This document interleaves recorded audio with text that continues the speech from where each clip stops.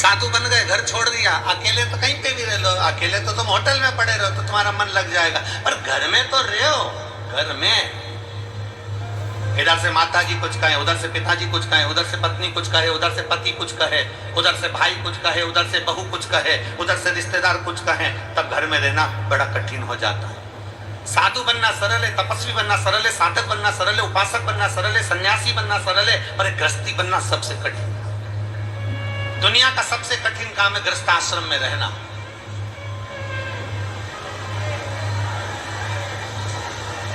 और जितने सन्यासी थे, जितने तपस्वी थे, जितने साधक थे, उन्हें भगवान बहुत बाद में मिला। जो गृहस्थी थे उनको भगवान जल्दी मिल गए। मीराबाई गृहस्थी थी, पति परिवार के साथ रहती थी, गिरधर गोपाल मिल गए। कर्माबाई भगवान मिल गए। नामदेव जी भगवान मिल गए। संत तुकाराम जी भगवान मिल गए। मुक्ताबाई भगवान मिल गए। बड़ी सरलता से रामकृष्ण परमहंस भगवान मिल गए। गृहस्थ आश्रम एक ऐसा आश्रम है जिसमें रहकर आप अगर भगवान को एक क्षण भी पुकार रहे हो तो भगवान आपको प्राप्त।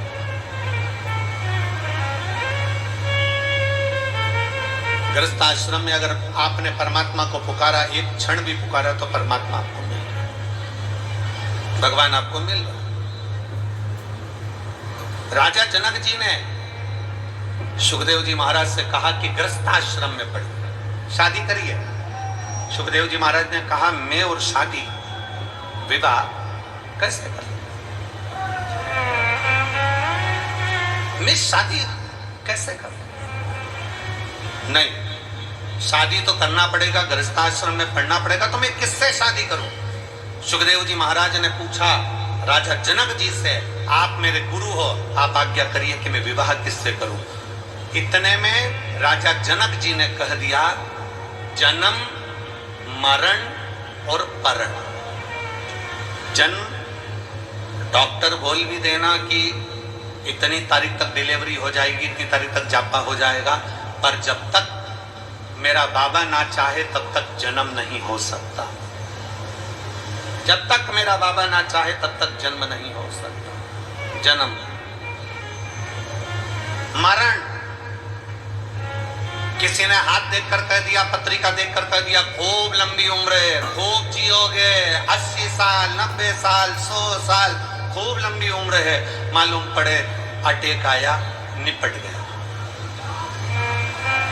बैंक का खाता बंद, चल समाप्त, चल। अब तो किसी ने, महाराज जी तुमने तो पत्रिका देखकर कहा था कि उम्र बहुत है, तुमने हाथ देखकर कहा था कि उम्र बहुत है, और ये तो अटैक आए और चले गए। और किसी किसी को डॉक्टर ने कह दिया कि इसकी अंतिम सांस चल रही है, इसको घर ले जाओ। उसको घर ले गए, 4 बार गोबर से लीप के नीचे सुला दिया तो भी प्राण नहीं छूटे। वो जैसी की जैसी थी, वो जैसा की जैसा ही था, मरा ही नहीं। जन्म मरण और तीसरे नंबर पर है परण।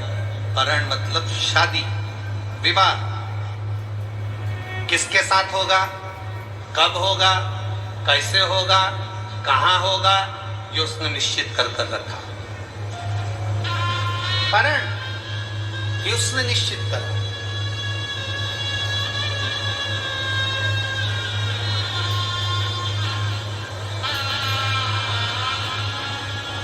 मेरी जीजियां बैठी हैं यहाँ पर, मेरे जीजा बैठे हैं यहाँ पर, मेरी बेटियां बैठी हैं, मेरे बेटा बैठे हैं, मेरी माताएं, मेरे भाई बैठे हैं।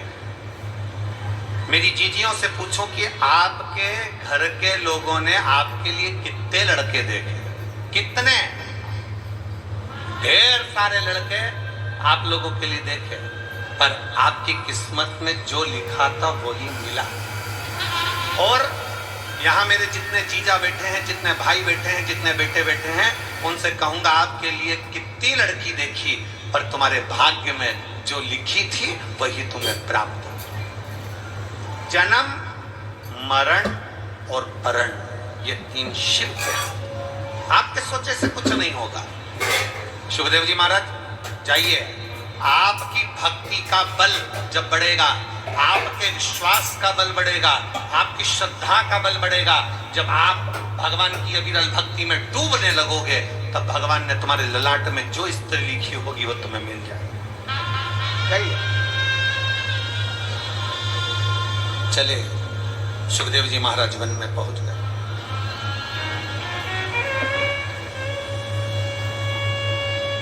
एक बड़ी सुंदर कथा पितृपक्ष के अंतर्गत है, आप स्मरण करिए।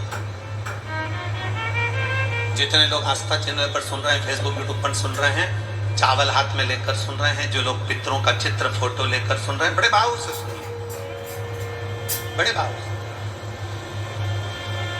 शिव महापुराण में पितरों की बेटियों की कथा थी, विदेश्वर से। एक पितर की 3 बेटियां, मैना, धन्या, कला। मैना जी की गोद में पार्वती जी, धन्या सुनैना बनी जिनकी गोद में माता सीता जी, कला कीर्ति बनी जिनकी गोद में राधा जी। ये पितरों की कन्या। राधा जी के नाना जी का नाम पितृदेव,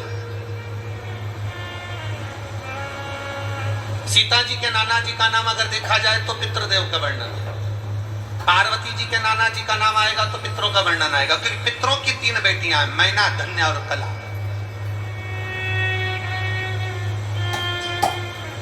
पितरों की 3 बेटियां, और ये तीनों बेटियां आनंद के साथ बैठी थी, और तीनों बेटियां भ्रमण करते करते कहीं पितृलोक में घूम रही थी। पितृलोक में जाते जाते बीच में सनकादि ऋषियों पर इनके वस्त्र का एक अंश, इनके वस्त्र का एक भाग सनकादि ऋषियों की जंघा पर पड़ गया। जंघा पर पड़ा तो उनके छोटे छोटे चरण थे जिसमें उनको घाव लग गया। घाव लगा, उन्होंने श्राप दे दिया कि तुम तीनों को मृत्यु लोक में जाना पड़ेगा, तुम तीनों को पृथ्वी लोक पर जाना पड़ेगा। तीनों हाथ जोड़कर विनय करने लगी, हम पृथ्वी लोक पर चले तो जाएंगे, पर हमारा कल्याण कैसे होगा? तो तीनों से सनकादि ऋषियों ने कह दिया, तुम तीनों की गोद में 3 देवियां खेलेंगी।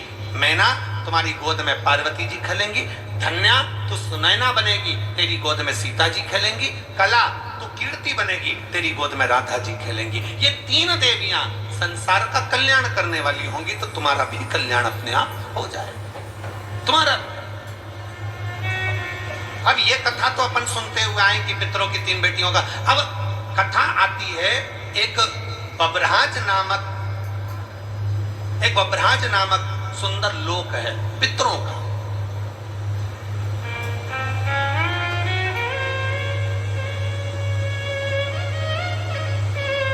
बब्रहाज नामक एक सुंदर पितृलोक है, बड़ा सुंदर पितृलोक है, जहां पर पितरों के स्वामी आर्यमा अपने एक मित्र, अपने एक भाई के साथ में विराजमान।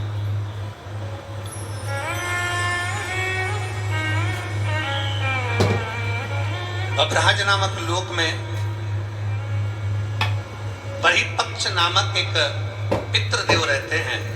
पितृदेव, अब आपके स्मरण में रहे कि पितरों के लिए खीर बनाई जाती है, पितरों के लिए चावल की खीर का निर्माण किया जाता है, पितरों के लिए माश की दाल मतलब उड़द की दाल का प्रयोग किया जाता है, पितरों के लिए तुरई गिलकी का प्रयोग किया जाता है। ये हमारे यहाँ कई लोग कहते हैं कि साहब आपने माश की दाल अर्थात उड़द की दाल का या तो दही बड़ा बनाना था, या आपको मंगोड़ा बनाना था, या आपको इमरती बनाना थी, और खीर पितरों के लिए जरूर बनाना थी। तो ये कहाँ, क्यों, किस लिए, किस लिए?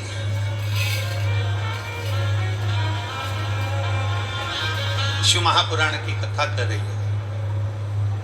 बब्रहाज नामक सुंदर लोक में, पितरों के लोक में बहिर्पक्ष नाम के एक पितृ विराजमान है।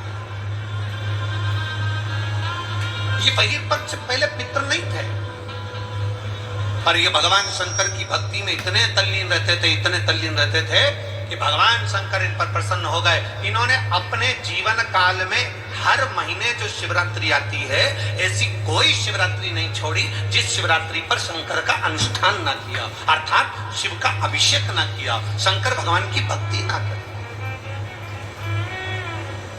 और कितने किस्मत वाले हो थे नांदगांव वालों, ऐ महाराष्ट्र वालों, नांदगांव वालों को मैं बहुत बहुत साधुवाद देता हूं।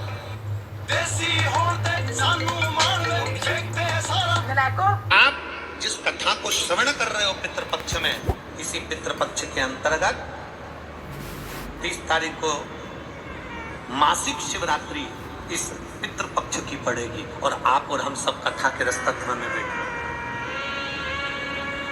कितने किस्मत वाले भाग्यशाली वही पक्ष शिव की भक्ति में लगे रहते थे, पंचाक्षर मंत्र षडाक्षर मंत्र का प्रयोग करते थे। ओम नमः शिवाय, ओम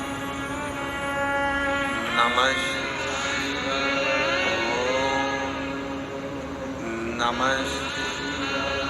लगे भगवान, वही पक्ष भगवान शिव की भक्ति में लगे हुए थे। इतनी भक्ति करी कि देवाधिदेव महादेव प्रसन्न हो गए। वर मांग, तुझे क्या चाहिए? प्रभु, जो दुनिया का सबसे सुंदर लोक हो वो मेरे को दे दे। जो दुनिया का सबसे सुंदर लोक। कई लोग कहते हैं गुरुजी हमारा दुख नहीं कट रहा, हम बड़े तकलीफ में, हमारा दुख नहीं कट रहा, हमारा दुख बड़ा परेशान करे जा रहा है। हम जब रावण, हमारे लोग कहते हैं हमारी समस्या समाप्त नहीं हो रही, हमारी समस्या खत्म नहीं हो रही। हम कहते हैं जब रावण, कंस, हिरण्यकशिपु, हिरण्याक्ष, बकासुर, अघासुर, पूतना, ताड़का आदि जितने भी हैं असुर, जब वो समाप्त हो सकते हैं तो आप अपना कर्म करते जाओ, एक लोटा जल देवाधिदेव महादेव को चढ़ाते जाओ। जब रावण समाप्त हो सकता है, कंस समाप्त हो सकता है, तो तुम्हारा दुख भी समाप्त जरूर होगा, निश्चित।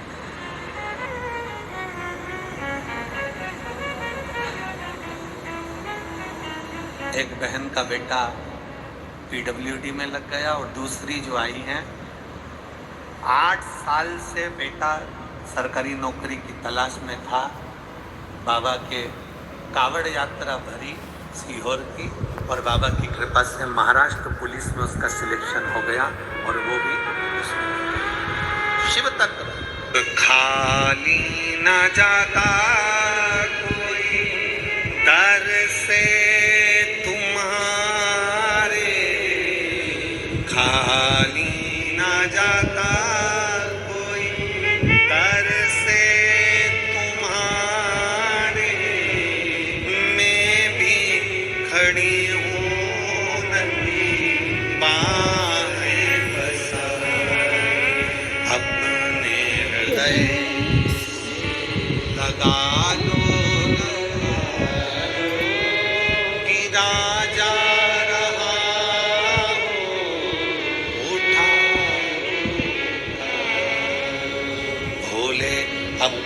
दर से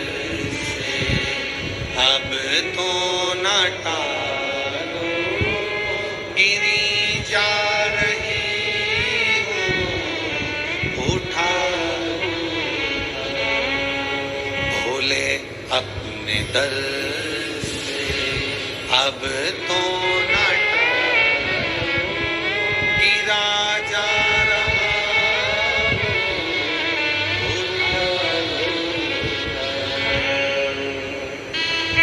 मानव की देह, ये मानव का शरीर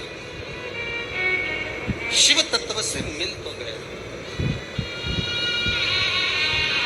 ये मानव की देह, मानव का शरीर प्राप्त तो हो गया। कहा, वही पक्ष ने कहा शिव की आराधना से अगर मुझे देना चाहते हो तो सुंदर एक लोक दे दीजिए। बब्रहाज नामक पितरों का एक लोक प्रदान कर शंकर ने दिया। शिव कोई लेट बनता है, कोई जल्दी बनता है, शिव को जल चढ़ाने वाला एक दिन सेठ जरूर बनता है। एक शंकर का जल चढ़ाया गया कभी खाली नहीं जा सकता, शिव का चढ़ाया गया जल कभी खाली नहीं जाएगा। आज अगर काम नहीं आया तो कल आएगा, कल नहीं आया तो परसों आएगा। अपनी जिंदगी में शंकर को चढ़ाया गया एक लोटा जल कभी निष्फल नहीं हुआ, उसका फल मिलता जरूर। अब बहिर्पक्ष अपने पितृलोक में रहने लगे। इतना सुंदर लोक, जिस लोक में सब श्वेत आनंदमय हो, सबकी भलाई का कार्य होता हो। दुनिया के लोग कहते हैं पितृलोक ऐसा है, पितृलोक वैसा है, पितृलोक ऐसा है। ना, श्राद्ध पक्ष की कथा सुन रहे हो आप सब, आस्था चैनल के माध्यम से कथा सुन रहे हो, फेसबुक के ऊपर सुन रहे हो, पंडाल में लाखों की संख्या में बैठकर इस पवित्र नांदगांव से कथा का रसपान कर रहे हो। अपने भीतर उतारिएगा कि पितृलोक कभी बुरा नहीं होता, पितृलोक कभी बेकार नहीं होता, पितृपक्ष कभी बेकार नहीं होता। जो दुनिया के लोग कहते हैं कि पितृपक्ष में सामान मत खरीदो, पितृपक्ष में मकान मत बनाओ, पितृपक्ष में मकान का मुहूर्त मत करो, पितृपक्ष में ये मत करो, श्राद्ध में ये मत करो, श्राद्ध में वो मत करो, सबके हाथ जोड़ कर कह देना कि पितृपक्ष में मेरा शंकर देवादिदेव महादेव और पितृदेव ये दोनों की कृपा बरसती है और हमारा कल्याण होता है।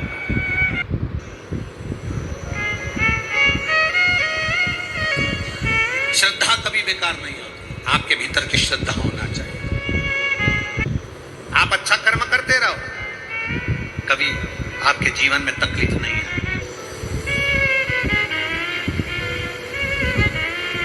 कल हम जब आमदार श्री सुहाजी अण्णा जी के साथ में जब जा रहे थे यहाँ से, तो हमने उनसे एक बात कही कि सुहास भैया, ये क्षेत्र में अगर किसी के जीवन में थोड़ा बहुत भी रोग बीमारी का क्रम आता है तो उसका साथ, तो हमको तुरंत उसी समय पर अंजुम ताई बोली कि गुरुजी लगभग हमारे नांदगांव और ये आसपास के मनवाड़ क्षेत्र के अंतर्गत जितने भी लोगों को आंखों में तकलीफ होती है उसकी जांच कराना, जांच के साथ में उनको चश्मा लगवाना और उनका मेडिकल चेकअप करवाना, एम्बुलेंस की सुविधाएं, एम्बुलेंस उनके दरवाजे तक भेजना और उसका कोई शुल्क। हमने तुरंत श्रीमती अंजुम ताई के शब्द सुनकर हमने उनको धन्यवाद दिया कि आप दोनों को ये साधुवाद है कि आज के ज़माने में सबसे ज़्यादा महंगा होता है मेडिकल, और आप इन साधारण सहज लोगों के लिए, आपके क्षेत्र के लोगों के लिए आपने इतनी सुविधा दे रखी है, उसके लिए मैं आपको साधुवाद देता हूँ। ये साधुता है आप, इससे बढ़कर दुनिया का कोई सुख नहीं है। आप 1 रुपए किसी को मत दो, नहीं देते मत दो, पर कोई भूखा है उसको भोजन करा दो, कोई प्यासा है उसको पानी पिला दो। सत्कर क्या पूछेगा ऊपर भोलेनाथ? अरे ओ नांदगांव वालों, ऊपर जाएंगे अपन तो भगवान क्या पूछेगा? तूने पाप कितने किए ये पूछेगा? अरे बोलो तो जम के नहीं, भगवान तुम्हारे जैसा फ्री नहीं है जो पाप पूछेगा कि पाप कितने किए। जैसे अपन लोग फ्री रहते ना तो दुनिया का बच्चे ही देखते रहते, उसने क्या बुरा करा, क्या बेकार करा, क्या गलत किया, अपन 24 घंटे बस इसी में लगे रहते। भगवान ऐसा फ्री नहीं बैठा कि तुमसे पूछेगा तूने पाप कितना किया। भगवान तुमसे ये भी नहीं पूछेगा कि तूने पुण्य कितना किया, ये भी परमात्मा नहीं पूछेगा। उसके पास में डायरियां बनी हुई है तेरे पाप की, तेरे पुण्य की। जब अपन पैदा हुए अपने अंदर एक सिम फिट करके जन्म दिया है परमात्मा ने, उसके पास सारा लेखा जोखा, एक बटन दबाएगा तेरे पाप और पुण्य का लेखा उसके पास आ जाएगा कि कहाँ भेजना है। पहले का समय था कि चित्रगुप्त महाराज खाता देखते थे, आजकल चित्रगुप्त महाराज भी लैपटॉप रखते हैं। उसी तरह भगवान तुमसे नहीं पूछेगा कि तुम्हारा पाप कितना किया, भगवान तुमसे नहीं पूछेगा कि तुमने पुण्य कितना करा, पर भगवान तुमसे जरूर पूछेगा कि तेरे को मनुष्य का शरीर दिया था, पृथ्वी पे जाके एंजॉय कितना किया, खुश कितना रहा, सुखी कितना रहा, तूने अपने आनंदमय जीवन को कितना जिया। ये मानव का शरीर बार बार नहीं मिलता। 83,99,999 299 जन्म निकलने के बाद 84 लाखवें नंबर का जन्म है मनुष्य का जन्म। और उस मनुष्य के जन्म में तूने भजन नहीं करा, मनुष्य के जन्म में तूने भक्ति नहीं करी, मनुष्य के जन्म में तूने किसी प्यासे को पानी नहीं पिलाया, मनुष्य के जन्म में तूने किसी भूखे को भोजन नहीं कराया, अपनी प्रसन्नता में जिया नहीं, पूरी जिंदगी रो रो के मर गया। कभी अभी हमने कथा में कहा था, छत्तीसगढ़ में बचपन में होमवर्क, जवानी में होम लोन और बुढ़ापे में अलोम विलोम, जिंदगी समाप्त। होमवर्क करते करते निकल गए, होमवर्क कर ले, होमवर्क कर ले, होमवर्क कर ले, तोते पीटे, होमवर्क कर ले, होमवर्क कर ले। और जवानी में पत्नी पति से बोले, पति पत्नी से बोले, अपन दोनों पुणे में रह रहे, एक फ्लैट ले लें, home loan home loan home loan, और लोन चुकाते चुकाते फ्लैट फ्लैट फ्लैट फ्लैट, आखिरी में गया लेट। अपना मानव का देह मिला है, कभी किसी का बुरा मत करो, फुल आनंद के साथ, मस्ती के साथ, आनंद के साथ, भक्ति के साथ, भजन के साथ, कीर्तन के साथ, अपने आनंद में खुशियों के साथ जियो, रो कर नहीं। Smile please. फोटो वाला भी कह देता है जब फोटो खिंचवाने जाओ तब, फोटो वाला भी कहेगा ए आई स्माइल। भगवान शंकर का चरित्र कर रहा है, भगवान शंकर का संवाद कर। वही पक्ष सुंदर पितृलोक प्राप्त कर लेते हैं। बभराज नामक लोक में वही पक्ष रहते हैं। उन्होंने नियम बना लिया, हमारे पितृलोक में प्रत्येक महीने में मासिक शिवरात्रि पर उत्सव मनाया जाएगा, शंकर का पूजन अभिषेक किया जाएगा। एक दिन वही पक्ष पितरों की आराधना कर रहे हैं। बहिर्पक्ष पितृपक्ष में शिव की आराधना में लीन थे, शंकर के। कोई तुमसे पूछे हम पितरों की पूजन करते हैं तो पितर किसकी पूजन करते हैं?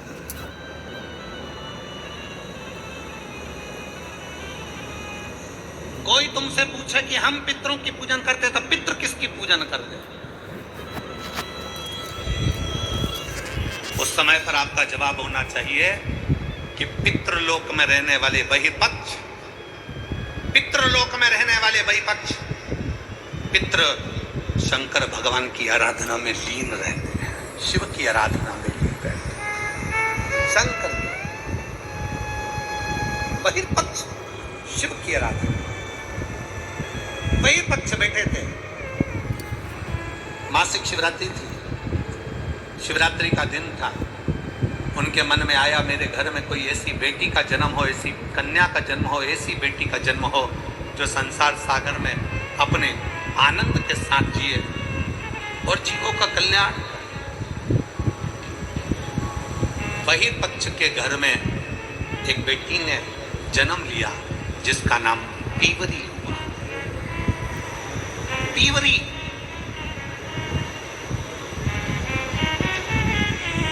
पीवरी बड़ी हुई। शिवरात्रि के समय पर उसको नहीं मालूम था कि पितृपक्ष में 16 दिन जो पितरों के होते हैं, इस पितृपक्ष के अंदर 16 दिन के अंदर जो शिवरात्रि आती है, आश्विन महीने के अंतर्गत पितृपक्ष में जो शिवरात्रि आती है, इसके स्मरण में नहीं था। बच्चे थी, इसके स्मरण में नहीं आए,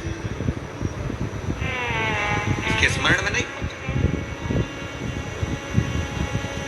पितृपक्ष में,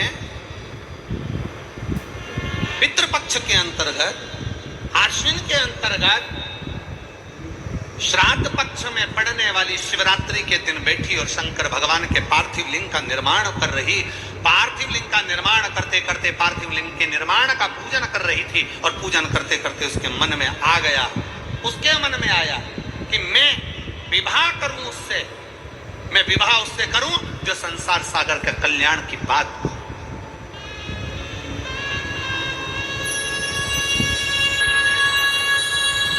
संपूर्ण विश्व के कल्याण की बात, मैं विवाह उससे। पीवरी के मन में आ गया। इसलिए आज भी जिस बेटा बेटी का विवाह 35 साल, 40 साल, 30 साल हो गए, शादी नहीं हो रही हो, जिस बेटा बेटी का संबंध नहीं हो रहा, उससे निवेदन है, पितृपक्ष में जो शिवरात्रि आ रही है, उस पितृपक्ष की शिवरात्रि के दिन एक बूंद घी, गौ माता का घृत, गाय के दूध से बना हुआ, गौ माता का गाय के दूध से बना हुआ घी एक उंगली में जरा सा लगाकर जिस लड़का लड़की का विवाह नहीं हो रहा हो वो लेकर जाए, शंकर के शिवलिंग पर उसका लेपन करे और उसी उंगली को अशोक सुंदरी वाली जगह पर पीवरी के नाम से, पितृपक्ष में सुखदेव जी महाराज की धर्म पत्नी पीवरी के नाम से अगर अशोक सुंदरी वाली जगह पर लगाकर एक लोटा जल भगवान शंकर को समर्पित कर दे तो उसका विवाह होता ही है। अगला पितृपक्ष आएगा उससे पहले उसका विवाह होगा ही होगा, विवाह होगा। गौ माता के दूध से बना हुआ घृत और निवेदन रहेगा सभी जिनके घर में अगर 35 साल 40 साल 30 साल 25 साल हो गए, 15 साल हो गए, 20 साल हो गए, शादी के बाद में अगर संतान का सुख नहीं हो रहा है, संतान का सुख, तो उनसे निवेदन करें, उनसे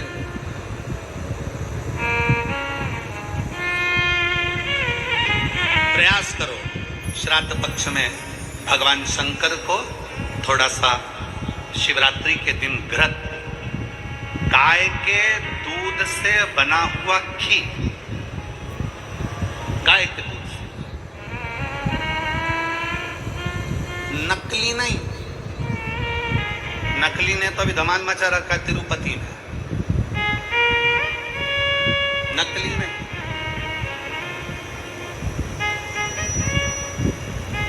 कल हमने कथा में कहा था, आप लोगों के स्मरण में, कल कथा में कहा था जरूरी नहीं कि 5 लीटर दूध भगवान को चढ़ाया जाए, जरूरी नहीं कि 10 लीटर दूध भगवान को चढ़ाया जाए, जरूरी नहीं कि ढेर सारी सामग्री भगवान को चलाई जाए। शंकर भगवान की कथा कहती है अगर एक बूंद, एक चम्मच भी अगर आप दूध दे रहे हो असली दीजिए, गौ माता का दीजिए। एक घी का दिया भी लगा रहे हो तो गाय के घृत से बना हुआ लगा, देसी गाय के घृत, बड़ा सा भी दो पर भगवान को शुद्ध दो। पीवरी ने मांगा तो निवेदन अगर बन सके, जिनके घर में संतान का सुख नहीं है, अगर ये शिवरात्रि जो आ रही है श्राद्ध पक्ष की, श्राद्ध पक्ष की शिवरात्रि मतलब पितृ और महादेव दोनों का वर हमको प्राप्त होता है। मान लो घर में पितृदोष हो गया, आहुत दोष हो गया, वास्तुक दोष हो गया, काल सर्प दोष हो गया, सारे दोष तुम्हारे पास में, कोई ने कह दिया मंगल हो गया, कोई ने कह दिया शनि चढ़ गया, कोई ने कह दिया बुध चढ़ गया, कोई ने कह दिया गुरु चढ़ गया, कुछ भी चढ़ जाए तुम महादेव के पास जाइए। संतान का अगर सुख नहीं है तो बाबा देवाधिदेव महादेव को घृत का लेपन कर कर उसी घृत का थोड़ा सा पान घर पर आकर दोनों पति पत्नी उसी घृत को लाकर उसका पान करो, घृत का लेपन करो, बाबा को जल चढ़ाओ। अगर लेपन नहीं कर सकते तो थोड़ा सा चढ़ाकर भी अगर लेकर आओगे और वो घृत का पान अगर करा है तो संतान का सुख होता ही है।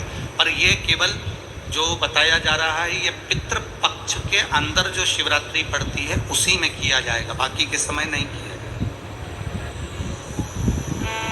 और मैंने तेरे ही भरोसे बाबा, तेरे ही भरोसे हवा बिच उड़ती जावानी बाबा,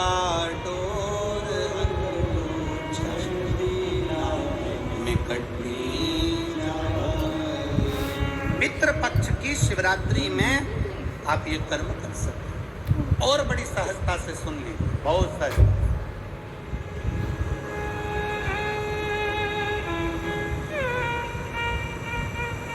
जो बेटा कंपटीशन एग्जाम में बैठ रहा है, जो बेटा कहीं ना कहीं इंटरव्यू देने जा रहा है, उससे निवेदन है पढ़ने वाले बेटे से कि अपनी मेहनत को 4 गुना बढ़ा ले, अपनी मेहनत को 4 गुना बढ़ा, खूब पढ़ो, खूब अध्ययन करो। और जब इस पितृपक्ष की शिवरात्रि आ रही है तो पितृपक्ष की शिवरात्रि पर एक बेलपत्र पर हमेशा आप लोगों को कहा कि आप कभी भी परीक्षा देने जाना तो बेलपत्री की मध्य पत्ती पर शहद लगाना। पर अगर पितृपक्ष चल रहा है और पितृपक्ष की शिवरात्रि है तो मध्य पत्ती पर थोड़ा सा गौ माता का घृत, गाय का घी उस बीच वाली पत्ती पर लगाकर बाबा देवादिदेव महादेव को इस डंडी का मुख उत्तर की ओर, डंडी का मुख कहां पर हो, जम के बोलो जरा, उत्तर की ओर। उत्तर जानते हो मतलब जहां शंकर जी का पानी बहकर जाता है, उत्तर की ओर डंडी का मुख हो। अगर डंडी का मुख उत्तर की ओर रखा है और घृत लगा हुआ, आपने यह पितृपक्ष की शिवरात्रि पर अगर समर्पित किया है तो यह निश्चित है अगली शिवरात्रि जब आएगी पितृपक्ष की, तो आपका पत्र उससे पहले इस व्यासपीठ पर जरूर मिलेगा, निश्चित। पितृपक्ष की शिवरात्रि में एक भगवान शंकर और पितरों का एक आनंदमय भाव प्रकट होता है, आनंदमय। पितृपक्ष में पड़ने वाली शिवरात्रि, पीवरी ने भगवान शिव से वर मांगा। बाबा देवादिदेव महादेव की कृपा ऐसी हुई कि भगवान शंकर का ही स्वरूप अंश श्री सुखदेव जी महाराज, भगवान शिव का एक अंश स्वरूप श्री सुखदेव जी महाराज।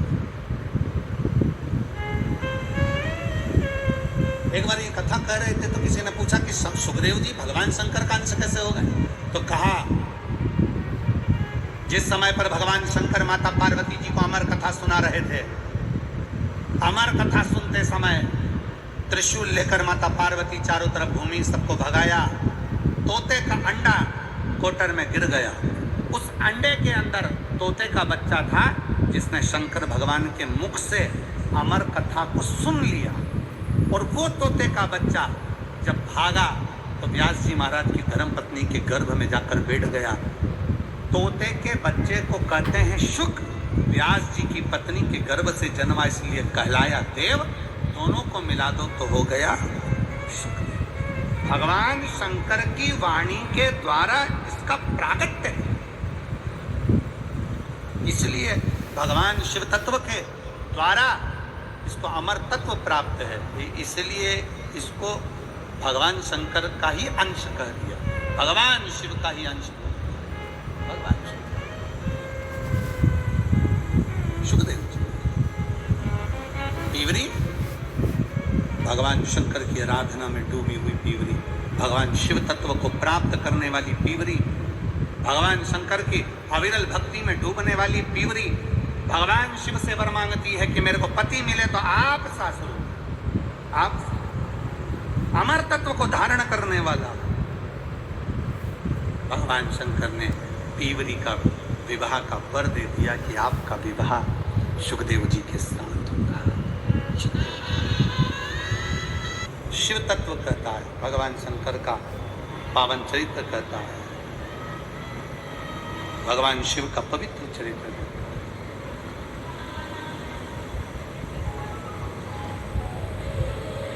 कि बुला लो काशी नगरी ओ भोले बाबा,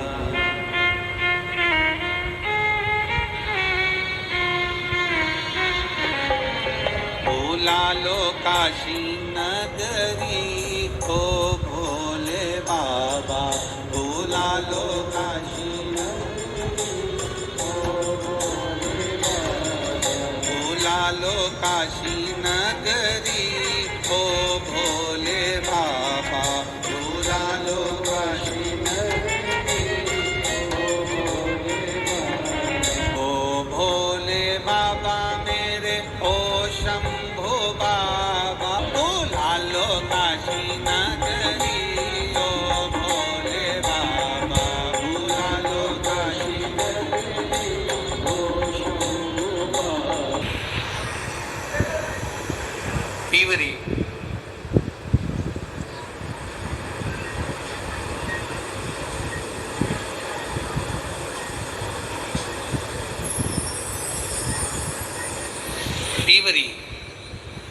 भगवान श्री सुखदेव जी महाराज से भी हैं। हमारे देश में इस क्षेत्र मिनिस्टर भारती पवार जी आई हैं।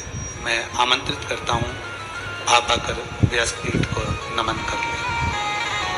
एक बार जोरदार ताली बजाकर इनका स्वागत वंदन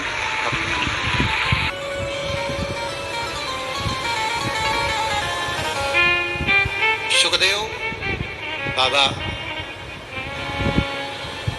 जो भगवान शंकर का ही एक अंश स्वरूप, भगवान शिव का ही एक प्रतिबिंब स्वरूप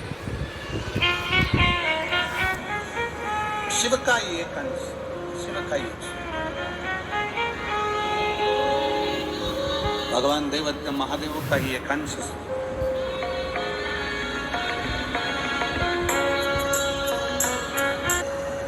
तीवरी के साथ भगवान श्री सुखदेव जी महाराज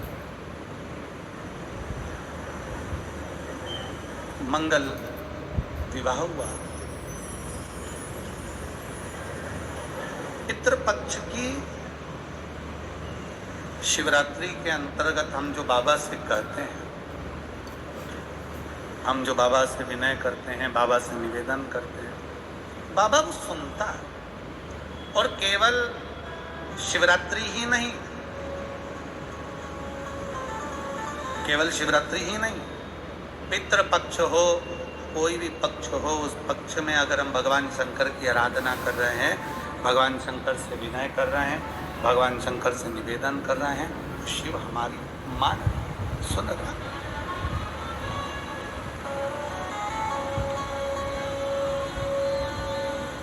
हमने पहले भी कथा में कहा, फिर कह रहे हैं, इस नांदगांव के इस पवित्र प्रांगण में पितृपक्ष की इस कथा में फिर वर्णन कर रहे हैं। शिव तुम्हारा शरीर नहीं देखेंगे, शिव तुम्हारा आभूषण नहीं देखेंगे, शिव तुम्हारा धन नहीं देखेंगे, शिव तुम्हारी संपदा नहीं देखेंगे, शिव तुम्हारा केवल हृदय भक्ति और उस भक्ति का विश्वास, श्रद्धा, वो देखेंगे।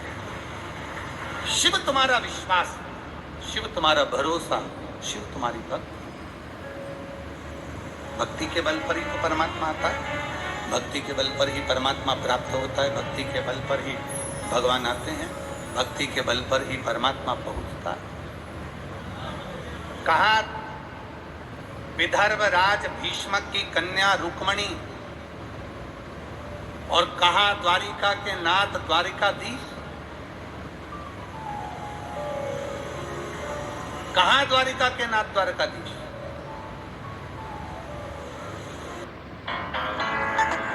एक तरफ विदर्भ राज भीष्मक की कन्या रुक्मणी है, दूसरी तरफ द्वारका नाथ है। द्वारका नाथ कभी रुक्मणी को नहीं देखे तो रुक्मणी कभी द्वारकाधीश को नहीं देखे।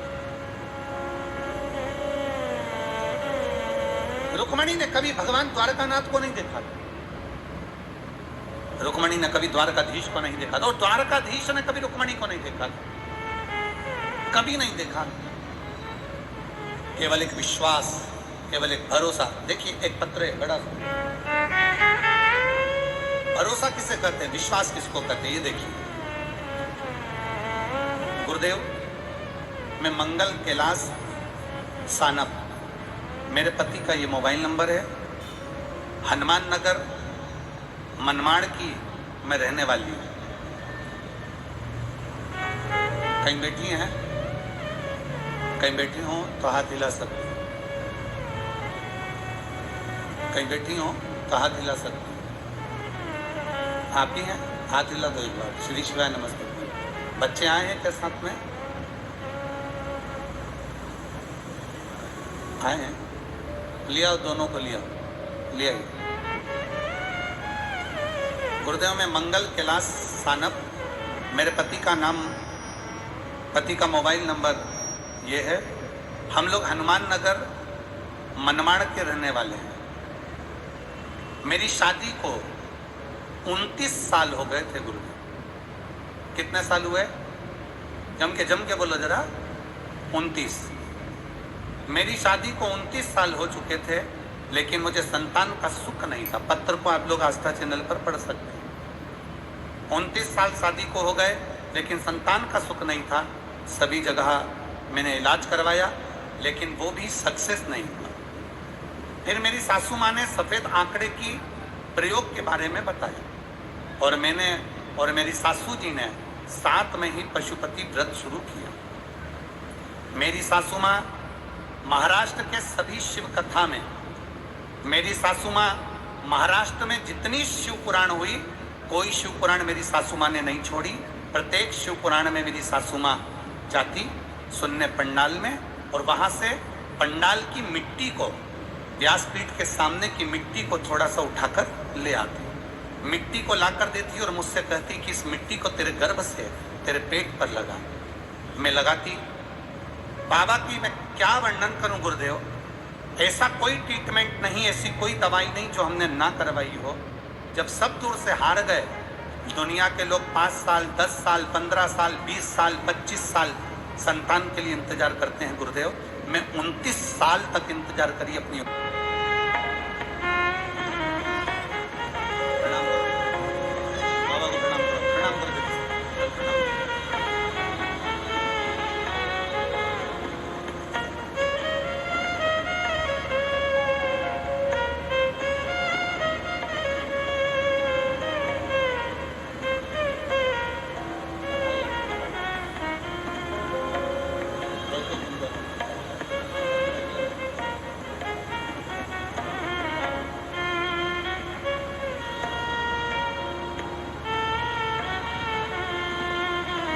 29 साल के बाद देवाधिदेव महादेव ने बच्चे दिए हैं। एक बार जोरदार ताली बजाकर स्वागत। एक बेटा एक बेटी शिव कृपा से प्राप्त हुई। मैं सुहास अन्ना भाई को तथा अंजुम ताई जी को बहुत बहुत धन्यवाद देती हूँ। हम बहन साधारण परिवार से हैं, सुहास भाई, सुहास जी, अन्ना जी, हम सारी बहनें साधारण परिवार से हैं, इसलिए हम कथा सुनने कहीं जा नहीं सकते थे। पर हमारी जैसी बहनों को अंजुम ताई आपने, सुहास अन्ना आपने हम जैसी बहनों को ये कथा यहाँ तक लाकर सुना दी, उसके लिए धन्यवाद है। बहुत बहुत आपको साधुता है। हमारे क्षेत्र में ये कथा नहीं आई थी और आपके द्वारा ये कथा यहाँ पहुंची, उसके लिए साधु। शिव तत्व है, अवघड़ी है शब्द।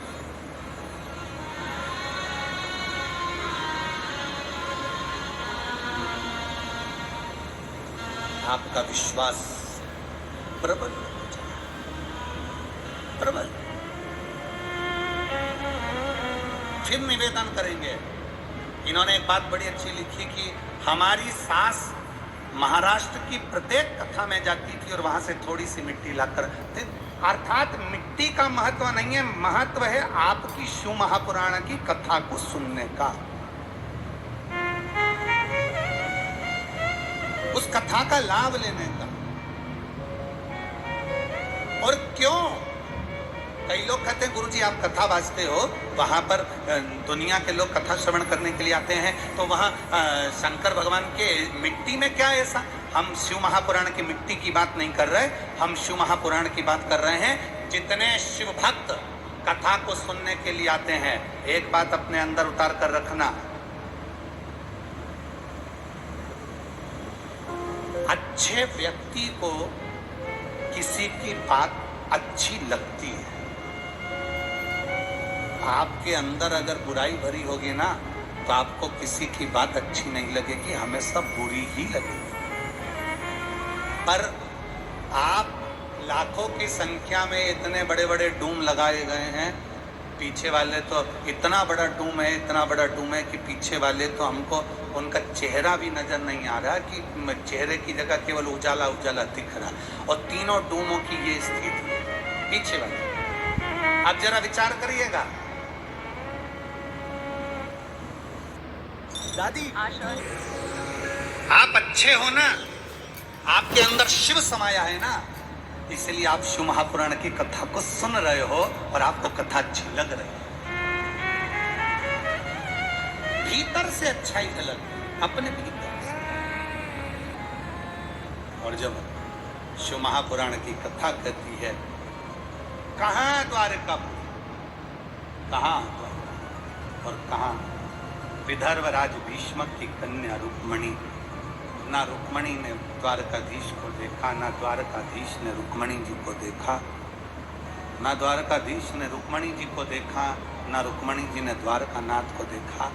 केवल रुक्मणी जी की भक्ति इतनी प्रबल थी, रुक्मणी जी का विश्वास इतना प्रबल था रुक्मणी जी की भक्ति इतनी प्रबल थी कि द्वारका नाथ को द्वारका छोड़कर रुक्मणी को लेने के लिए विदर्भ में आना पड़ा।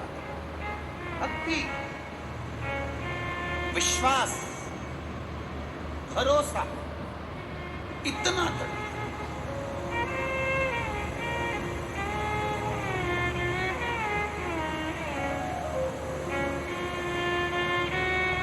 आपके भीतर की भक्ति क्या कहती है?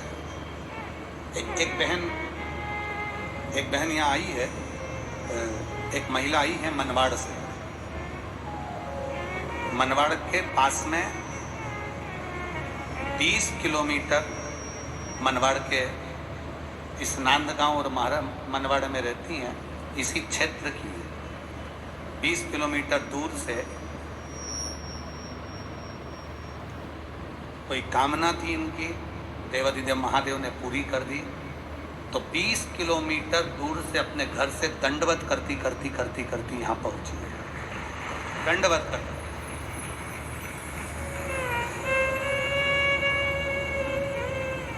मैं आमंत्रित करता हूँ, अगर आए हैं, चल रही हैं, दंडवत करती आई।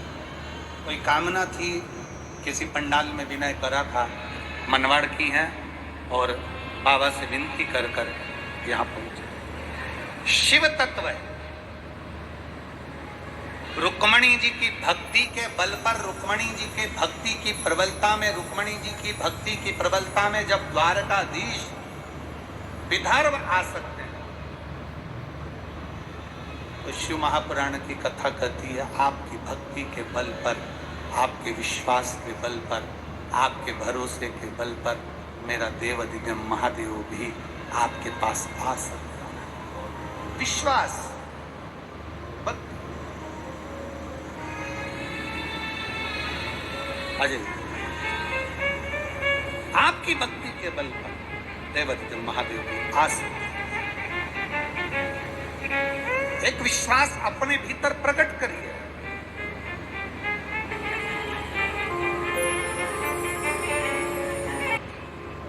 जो कामना थी इनकी,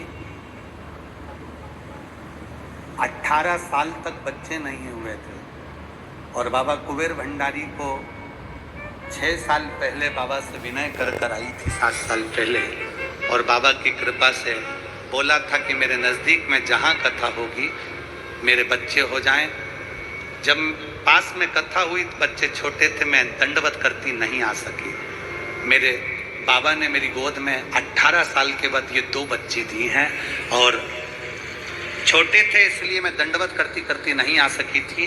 पर हमारे सुभाष अन्ना भाई जी ने कथा करवाई, अंजुन ताई जी ने कथा कराई, उसको साधुवाद दे रही हैं कि उन्होंने नज़दीक में कथा कराई तो हम 20 किलोमीटर दंडवत करते करते यहाँ पहुँच गए। साधु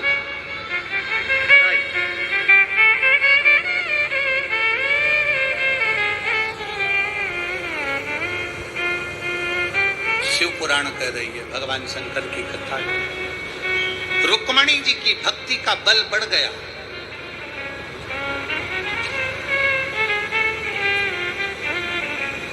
रुक्मणी जी की विश्वास का बल बढ़ गया, इसलिए द्वारकानाथ को आना पड़ा, द्वारकाधीश को पहुंचना पड़ा।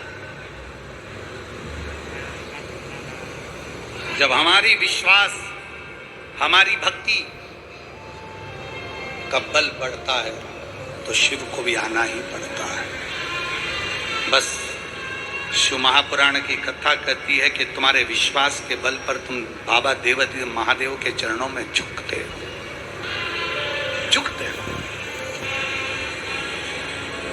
झुकने से कभी कुछ बिगड़ा नहीं है, झुकने से हमेशा प्राप्त ही हुआ है, कुछ बिगड़ा नहीं।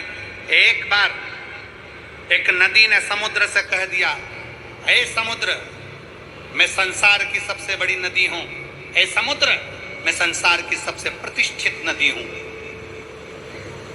मैं दुनिया की सबसे प्रबल नदी हूं, समुद्र, मांग तुझे क्या चाहिए। समुद्र, मैं दुनिया की सबसे प्रतिष्ठित नदी हूं, सबसे प्रबल नदी हूं, मांग तुझे क्या चाहिए, मांग ले, तुझे क्या चाहिए, बोल, तुझे क्या दिया। समुद्र ने मना कर दिया। समुद्र कहता है मुझे कुछ नहीं चाहिए। अरे मांग समुद्र, तुझे क्या चाहिए? नदी को अहम था, नदी को अहंकार था, नदी को अभिमत्ता थी, नदी को अभिमान था। मांग ले, तुझे क्या दिया? क्या दूं मैं तुझको? क्या प्रदान करूं मैं तुझको? समुद्र ने फिर मना कर दिया, नदी मेरे में रतन है, माणिक है, मोती है, सोना है, चांदी है, हीरा है, पन्ना है। समुद्र कहता है मेरे पास रतन भरा पड़ा है, माणिक भरी पड़ी, औषधि भरी पड़ी, सब कुछ मुझ में है। मुझे नदी तुझसे कुछ नहीं चाहिए, तुझसे कुछ नहीं चाहिए। नदी ने फिर कहा, समुद्र तू मुझे जानता नहीं है, मांग तुझे क्या चाहिए? समुद्र मांग ले, तुझे क्या चाहिए? नदी बार बार बार बार कर रही है, समुद्र बार बार मना कर रहा है। तब नदी का अहंकार देखा, नदी का अहम देखा, तब समुद्र ने कह दिया, नदी अगर तू देना चाहती है तो एक काम कर, हरी हरी दूबा, हरी हरी दुर्व, हरी हरी घास, हरी दुर्वा, हरी घास लाके मुझे दे दे। समुद्र ने जैसे कहा तो नदी मुस्कुरा, नदी को हंस दिया। क्या रे समुद्र, मांग भी रहा है तो क्या मांग रहा है? हरी दुर्वा, हरी घास, धूप, दुर्वा।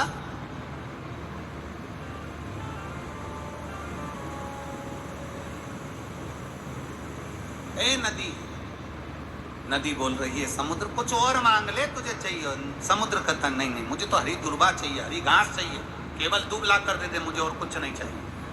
नदी ने कहा मैं अभी लेकर आती हूँ। नदी ने अपनी लहर फेंकी दुर्वा को उखाड़ने के लिए। छोटी छोटी दुर्वा लगी हुई थी। नदी अपना पानी का वेग फेंकती है, अपना अहम फेंकती है, पर वो दुर्वा टूट नहीं पाती। नदी ने फिर पानी का वेग फेंका, दुर्वा टूटी नहीं, घास टूटी नहीं। आखिरी में नदी हार गई और नदी हार कर समुद्र के पास पहुंची और समुद्र से कहा, समुद्र मैं दुर्वा नहीं ला सकी, मैं हरी हरी घास नहीं ला सकी, मुझे क्षमा कर दे। समुद्र ने कहा, नदी मैं जानता था कि तू दुर्वा नहीं ला सकती। क्यों नहीं ला सकती? क्योंकि उसका एक कारण है। नदी, मैं तुझसे कहता कि पत्थर के टुकड़े लिया तो लेकर आ जाती, मैं तुझसे कहता पाषाण लिया तो पाषाण लेकर आ जाती, मैं तुझसे कहता लकड़ी ला, लकड़ी लेकर आ जाती, मैं तुझसे कहता कुछ ला, तू ला कर दे देती। पर दुर्वा तू इसलिए नहीं ला सकी नदी, क्योंकि दुर्वा पर पानी का वेग पड़ता था तो खड़ी हुई दुर्वा नीचे झुक जाती थी। जो दुनिया में झुकना जानता है, किसी की सामर्थ्यता नहीं कि कोई उखाड़ कर दे। कौन से जो झुकना जानता? दुनिया में जिसने झुकना सीख लिया, झुकना अपने माता पिता के आगे, अपने बड़ों के आगे, अपने बुजुर्गों के आगे, अपने सम्मानियों के आगे, आपने आदर करना प्रारंभ कर दिया, सम्मान देना प्रारंभ कर दिया, आदर करना प्रारंभ कर दिया, आप सत्कार करना प्रारंभ कर दिए, आप प्रणाम करना प्रारंभ कर दिए, आपने झुकना प्रारंभ कर दिया, तो किसी की सामर्थ्यता नहीं कि कोई आपको उखाड़ कर दे।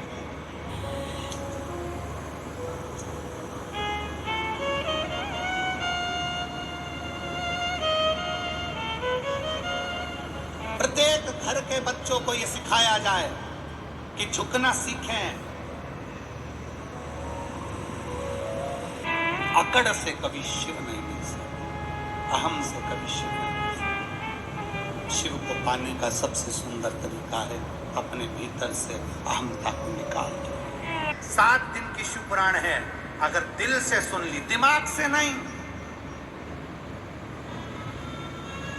दिमाग से दुनिया रीझती है, दिल से मेरा महादेव रीझता है।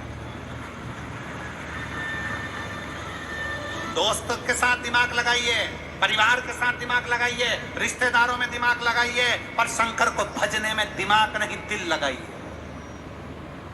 मेरे शिव को तुम्हारा दिमाग नहीं चाहिए, मेरे शंकर को तुम्हारा दिल चाहिए।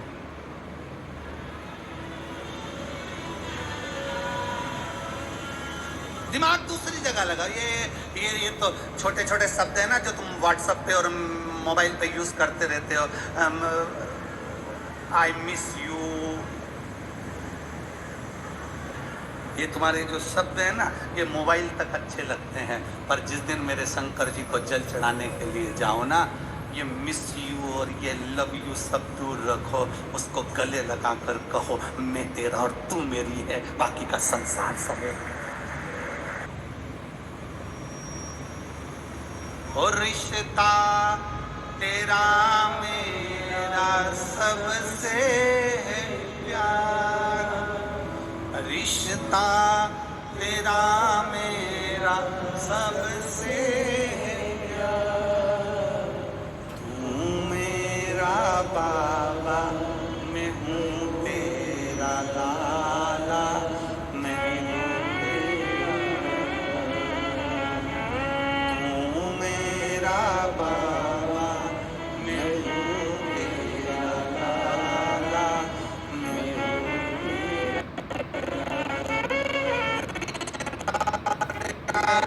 मेरा सबसे प्यारा, रिश्ता तेरा मेरा सबसे प्यारा, तू मेरा बाबा मैं हूँ तेरा लाला, मैं हूँ तेरा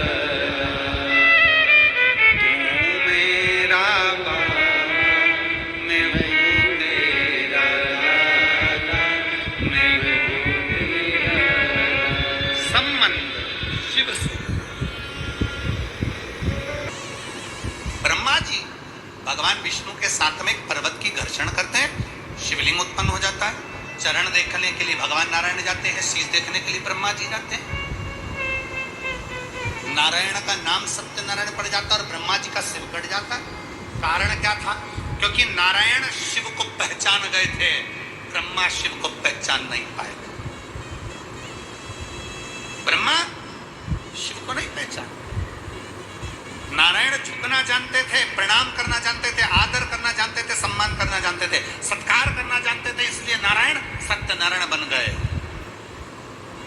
अभी कथा में कहा समुद्र से नदी ने कहा कुछ मांग, समुद्र ने दुर्बा मांगी, दुर्बा टूटी नहीं है, दुर्बा उखाड़ नहीं सकी, नदी उखाड़ नहीं पाई, क्योंकि दुर्बा झुक जाती थी, दुर्बा नीचे नब जाती थी। झुकना सीख लो, प्रणाम करना।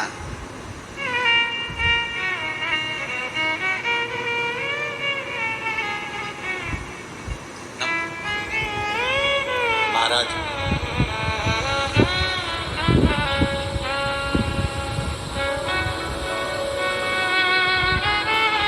ब्रह्मा जी का सिर कटा, शीश कट गया ब्रह्मा जी। केतकी के पुष्प ने झूठ बोल दिया, गौ माता ने झूठ बोल दिया और ब्रह्मा जी के मुख ने झूठ बोल दिया, तो तीनों को श्राप। केतकी का फूल शंकर भगवान को कभी नहीं चढ़ता, गाय ने झूठ बोला तो मुख अशुद्ध मान लिया, अशुद्ध। गौ माता तो झूठ बोल रही है, ब्रह्मा जी आप झूठ बोल रहे हो, सत्यमय जिंदगी जी, थोड़ा सत्य। आज का जमाना पूरा झूठमय जिंदगी का हो गया, पूरा। हमने कथा में कहा था, आपके स्मरण में होगा, कथा में कहा था मोबाइल आया, पंचांग खत्म हो गया। बोलो सही है गलत है? पहले के समय में पंडित जी पंचांग देखते थे, पंचांग खोलते थे। आज के जमाने में मोबाइल पे देख पता ये तिथि, ये बार, ये नक्षत्र, ये घड़ी, ये पल, मोबाइल में देखा बता दिया। मोबाइल आया, पंचांग खत्म। मोबाइल आया, टार्च खत्म। पहले के जमाने में लोग जेब में टार्च डाल के चलते थे, अंधेरा हुआ टार्च जला। आज के जमाने में मोबाइल लेकर चलते, मोबाइल की लाइट जलाई, टार्च उत्पन्न हो गई। मोबाइल आया, पंचांग खत्म। मोबाइल आया, टार्च खत्म। मोबाइल आया, रेडियो खत्म। पहले लोग रेडियो लेकर चलते थे, छोटा सा कान में लगाया, सुनते रहे, सिग्नल भी मिलाते थे, सिग्नल। कभी कभी यहाँ नहीं मिलता था तो वहां बैठ जाते थे सिग्नल मिलाने, खेत में बैठ गए, ऊपर चढ़ गए। ये सिग्नल है, कभी कभी मिलता है, कभी कभी नहीं मिलता। इसलिए शिव महापुराण की कथा कहती है पंडाल में बैठकर कथा सुनो, या सिग्नल अच्छा मिलता भगवान से, सिग्नल नहीं मिलता। मोबाइल आया, रेडियो खत्म, मोबाइल आया, MP3 खत्म, लोग इतनी बड़ी बड़ी टीवी में लगाते, कैसेट लगाते, फिर फिल्म देखते, सब खत्म। मोबाइल आया, MP3 खत्म, मोबाइल आया, रेडियो खत्म, मोबाइल आया, पंचांग खत्म, मोबाइल आया, टार्च खत्म, और मोबाइल तुम्हारी पत्नी के हाथ में आया, तुम खत्म।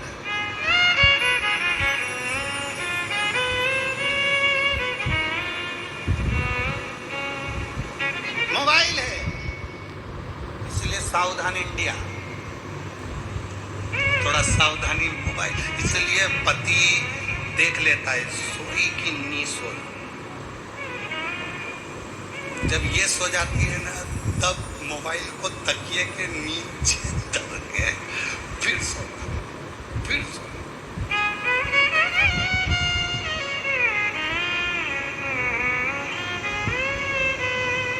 वो ना जाने कौन कौन सा लॉक मोबाइल के अंदर, भगवान जाने कौन कौन सा लॉक।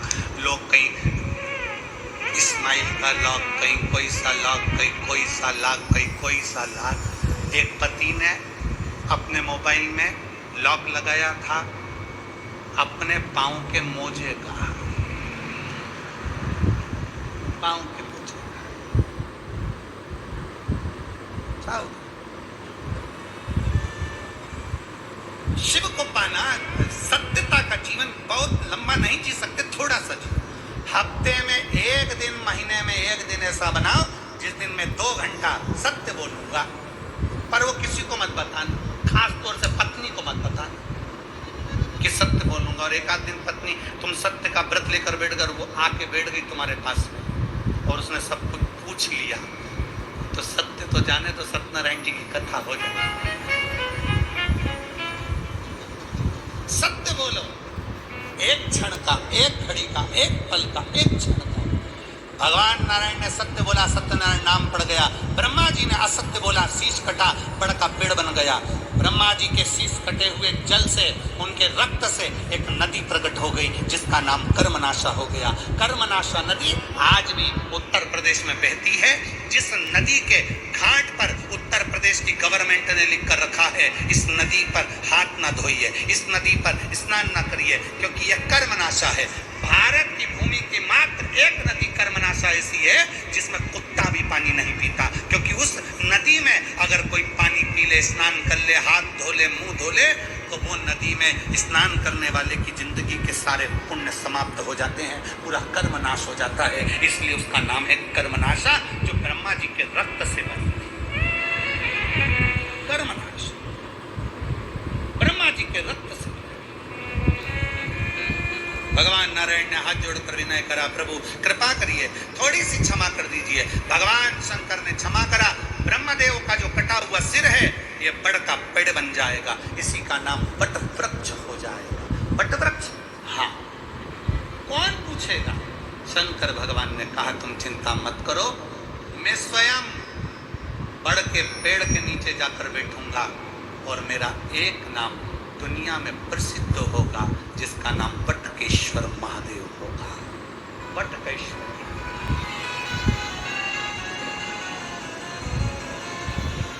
एक नाम प्रसिद्ध होगा जिसका नाम बटकेश्वर महादेव। भगवान देवाधिदेव महादेव बटकेश्वर महादेव के रूप में विराजमान हो गए। सृष्टि की रचना के लिए भगवान